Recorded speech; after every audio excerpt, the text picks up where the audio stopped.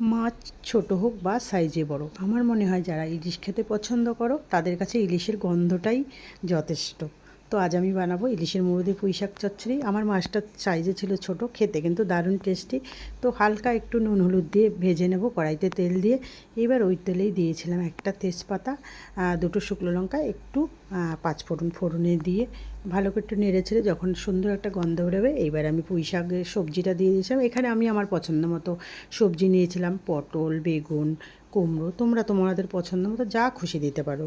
তো দিয়ে এবার নুন হলুদ দিয়ে দিয়েছিলাম কাঁচা লঙ্কা ছেঁড়া।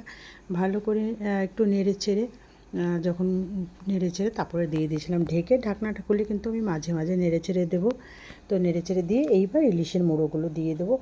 ইলিশের মুড়োটা আগে দিলেও হতো, কিন্তু ইলিশ মাছে না প্রচণ্ড কাটা হয়। প্রথমে দিলে যেহেতু মাছটা নরম, একদম ঘেটে সারা পুঁই শাকে কাটা কাটা হয়ে যাবে। ওটা আবার আমার মুখে কাটা বাঁধলে ভীষণ খারাপ লাগে, সেই জন্য এখন দিলাম। আবারও একটু ঢেকে দিচ্ছি। সবজিগুলো সব সেদ্ধ হয়ে গেছে, ঢাকনাটা খুলে দিয়ে দিচ্ছি একটু চিনি।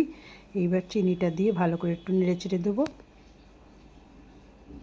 চিনিটাকে দিয়ে এইবার দিয়ে দিচ্ছি একটু ভাজা মশলা। এর মধ্যে ভাজা মশলাতে ছিল জিরে, ধনে, একটু মৌরি, একটা শুকনো লঙ্কা, একটা তেজপাতা। এগুলো আমি ড্রাই রোস্ট করে এটাকে গুঁড়ো করে রেখে দিয়েছিলাম। এই মশলাটা দিলে কিন্তু হুবহু অনুষ্ঠান বাড়ির মতো স্বাদ আসবে। তো আবারও ভালো করে নেড়ে চেড়ে আবার একটু ঢেকে দিয়েছিলাম। এবার ঢাকনাটা খুলে ভালো করে একটু নেড়ে চেড়ে সবজিগুলোকে একটু ঘেটে দেবো।